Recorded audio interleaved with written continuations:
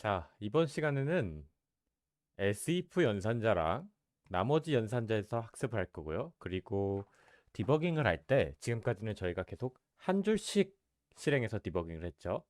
그거를 조금 수월하게 도와줄 수 있을 컨트롤 F10을 이용한 디버깅도 확인할 시간을 가질 거고요. 그리고 2차원 배열에 대해서 또 학습을 해보도록 하겠습니다. 자, if else문을 우리가 조건을 봤을 때 조건이 만약에 3이라면 if문 안쪽에 코드가 실행되고 그렇지 않다면 else문의 코드가 실행이 되었습니다. else if문은 해당 if문에서 조건이 참이다, 참이 아니다 두 가지 경우가 아니라 내가 원하는 여러 가지의 추가적인 조건을 실행해 줄 수가 있습니다. 그래서 원하는 만큼 사용해서 넣어주면 됩니다. 자, 예를 들어서 우리가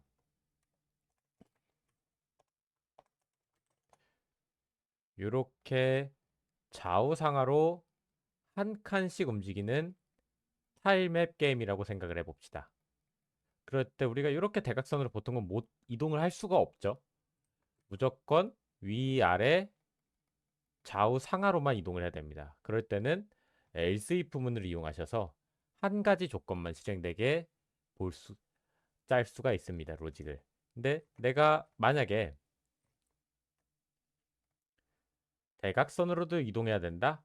그러면 if문을 4개를 사용해서 코드를 실행해도 되는 거죠. 자,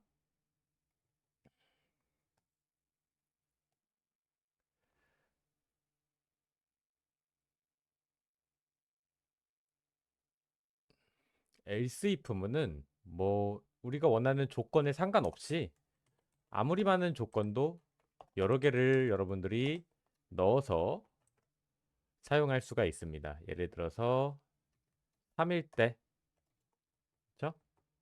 그리고 4일 때, 5일 때 무수히 많은 조건을 계속해서 추가할 수 있다라는 겁니다. 그래서 만약에 4일 때 하나만 우리가 조건을 둔다고 했을 땐 이 코드는 여기 한 줄씩 한번 체크를 해봤을 경우에 자, 이쪽 else if문만 실행이 되고 나머지는 생략을 해버린다는 점입니다. if문을 여러 개 썼을 때랑은 다르죠. if문을 여러 개 썼을 때는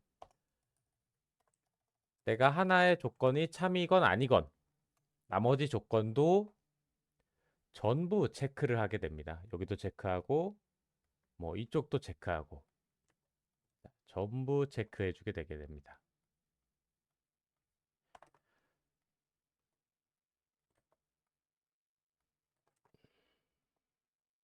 자, 디버깅에서 한번 확인해 보도록 하겠습니다. 자, 모든 조건을 다 체크하는 걸 확인할 수가 있었죠?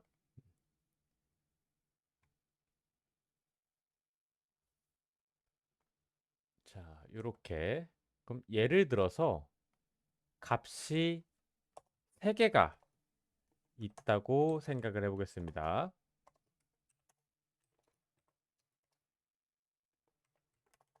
자, A는 B보다 크고 A는 C보다 크다면 A가 최대값인 조건이죠. 자, else if 이번에는 B는 A보다 크고 B는 C보다 크다면 B가 최대인 조건이고 그리고 이쪽 나머지 else문은 C가 최대인 조건이죠. 그래서 이렇게 우리가 활용을 해볼 수도 있다라는 겁니다. 자, 나머지 연산자에 대해서 또 학습을 해보도록 하겠습니다. 자, 나머지 연산자는 우리 일반적인 사칙 연산은 플러스, 마이너스, 곱하기, 나누기가 있었죠. 근데 얘가 몽만 구해주는 연산자였습니다. 그러면은 내가 예를 들어서 10을 3으로 나눈 나머지를 구하고 싶다. 그러면은 이 퍼센트 문자를 쓰셔서 나머지 연산자를 계산을 할 수가 있습니다. 요렇게.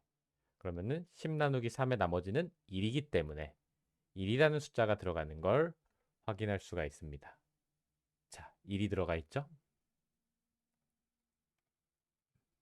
그래서 보통 나머지 연산자는 언제 활용을 하냐? 예를 들어서 우리가 입력받은 숫자가 있다고 합시다.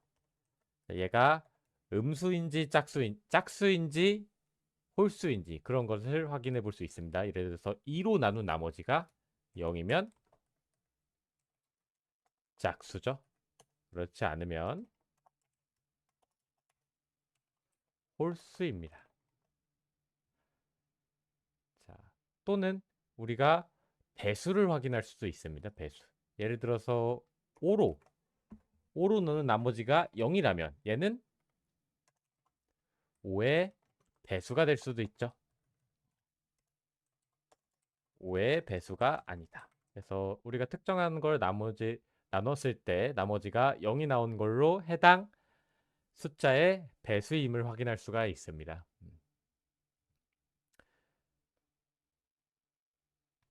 자, 그리고 부수적으로 카운팅에 대해서 설명을 좀 해드리겠습니다. 자, 예를 들어서 배열이 이렇게 있을 때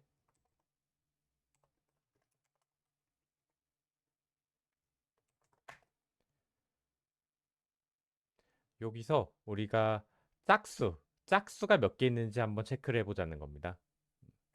그러면은 몇 개 있는지 체크할 변수를 하나 만들어 놓고요. 반복문을 돌면서 자, if arr에 i가 나눈 나머지가 0이면 짝수죠? 카운트의 개수를 뿔뿔 해서 이쪽에 우리가 이제 계산을 다 하고 나왔을 때는 카운트의 개수가 2개, 2하고 4가 존재하겠죠? 짝수의 개수를 세는 방식입니다. 그래서 이렇게 뭔가 여러분들이 배열에 있어서 특정 조건의 값을 개수를 세주고 싶다면 반복문과 배열 그리고 그 개수를 세줘야 할 변수가 꼭 필요하겠죠? 필요해서 개수를 세줄 수가 있다라는 겁니다. 자, 그래서 우리가 지금까지는 계속 모든 프로그램을 한 줄씩 실행을 해왔습니다. 근데 이 코드가 우리는 이상을 없는 걸 알고 있어요. 알고 있어서 쭉 돌다가 언제 여기에 걸렸을 때 우리가 멈추게 하고 싶은 거예요.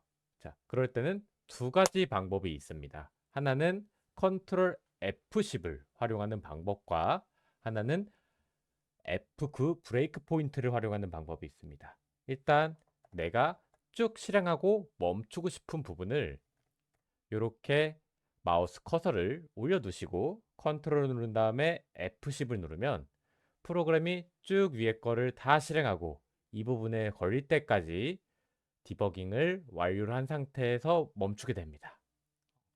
자, 이렇게 해서 우리가 원하는 걸 멈추고 또 생략을 할 수도 있고 아니면 여기에다가 F9를 눌러주시면 이렇게 브레이크 포인트라고 해서 디버깅을 멈춰야 되는 공간을 딱 표시를 해줍니다. 그 상태에서 디버깅 시작 F5를 눌러주시면 F5는 처음부터 끝까지 쭉 한 번에 실행하는 거였죠. 한 번에 실행을 하다가 해당 부분에 브레이크 포인트가 있기 때문에 멈춰줄 겁니다. 자, 멈췄죠? AR의 I가 1일 때, 이럴 때 멈춘 거죠. 자, 한 번 더 F로 누르면 또 여기에 걸릴 때까지 프로그램이 디버깅이 돌아버립니다. 자, 멈췄죠? I가 몇일 때? 3일 때. 여기일 때겠죠? 자, 그래서 개수가 2개임을 우리가 확인할 수 있겠죠. 그래서 컨트롤 F10 또는 F9와 F5를 활용해서 디버깅을 조금 더 편리하게 할 수 있고, 이미 내가 확인한 코드라면 굳이 디버깅 할 필요 없이 요 방식들을 활용하셔서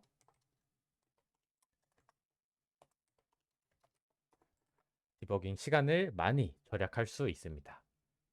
그래서 꼭 코딩을 하실 때 만약에 버그가 발생했다면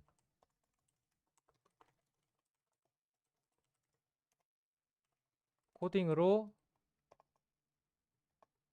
눈으로 버그를 절대 찾지 말자. 어떻게 F10, 뭐 F11 디버깅을 통해서 꼭 버그를 찾는 연습을 거쳐야 한다. 애초에 지금 시점에서 여러분들은 컨트롤 F4나 F5를 쓰실 필요가 없습니다. 무조건 F5와 그리고 F9, F10, F11만을 이용하셔서 문제를 해결해 나가시면 됩니다. 그래서 프로그래머가 우리가 프로그래밍을 잘하는 기준을 놓고 판단했을 때 60%는 디버깅 실력이라고 봐도 무방합니다. 그만큼 디버깅이 제일 중요한 거고, 또 컴퓨터는 사실 거짓말을 하지 않죠. 계산기이기 때문에 원하는 입력한 그대로 출력이 될 겁니다. 근데 저희는 계산기가 아니고 사람이 작업을 하기 때문에 사람은 실수를 꼭 하게 됩니다. 그래서 꼭 디버깅을 거쳐서 정답을 확인하라는 점 꼭 기억해 주시고, 자, 2차원 배열에 대해서 또 설명을 해 보겠습니다. 자, 1차원 배열은 이렇게 우리가 만들어서 사용을 했었죠. 자, 2차원 배열은 뭐냐? 이 1차원 배열을 변수를 여러 개 만든 것처럼 배열 한 줄짜리 1차원 배열을 여러 줄을 만들고 싶은 겁니다. 예를 들어서 이렇게 활용이 가능해져요. 자, 5개짜리 배열을 몇 개? 3줄. 3줄을 만들고 싶은 거예요. 그러면 어떻게 되냐? 5개짜리 배열을 하나, 둘, 셋, 넷, 5개. 요 배열을 3줄을 이렇게 만드는 겁니다. 3줄. 그래서 앞에를 Y 줄이라고 생각을 하시면 되고 뒤에는 X 번째라고 생각을 해주시면 되겠죠. 그래서 예를 들어서 이 위치에 배열 위치에 인트형 변수의 값을 넣어주고 싶다. 그러면은 0,0에 숫자를 넣어주면 됩니다. 0,0에 숫자를 이렇게. 자, 이 위치에 넣고 싶다. 몇이죠?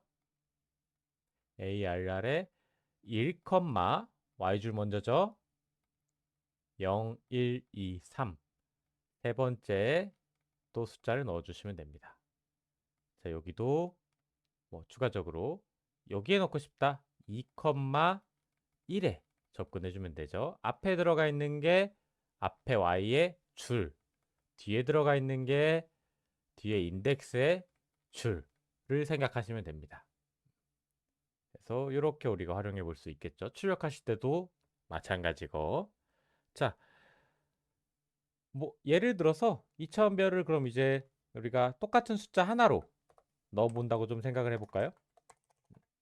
그럴 때 굉장히 이렇게 보니까 여기 5개를 우리가 넣었을 때는 일중포문을 활용했죠. 그럼 일중포문을 몇 번 돌리면 돼요? 하나, 둘, 3번 돌리면은 뭔가 수월한 게 값을 넣을 수 있을 것 같습니다. 자, 이중포문을 이용해 보도록 하겠습니다. 자, 3줄이니까 3. 그리고 5. 5칸이니까. 그래서 각각의 변수에다가 우리가 0부터 뭐 10, 3, 5, 15니까 14까지의 숫자를 넣어본다고 하겠습니다. AR 2 뒤에 Y, X에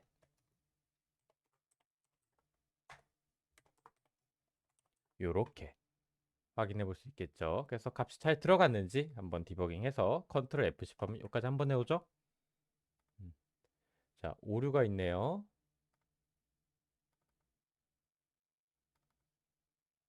똑같은 이름이 여기 1차원 배열로 제가 이름이 있는데 밑에 또 똑같이 만들어서 오류가 생긴 거죠.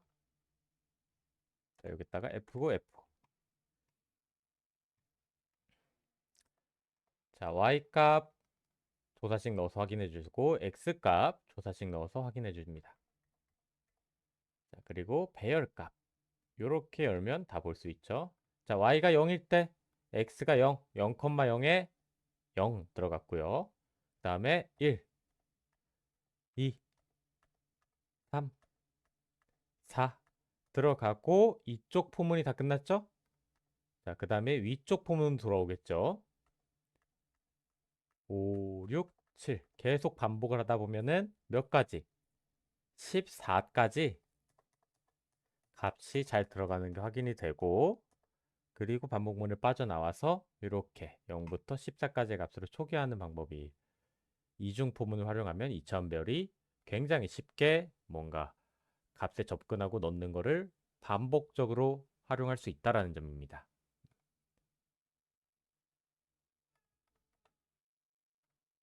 자, 또 마찬가지로 2차원 배열 문제 그리고 카운팅을 활용한 배열 문제 그리고 나머지 연산자 LC품을 활용한 문제들 숙제 꼭 풀어주시고 다음 시간에 뵙도록 하겠습니다.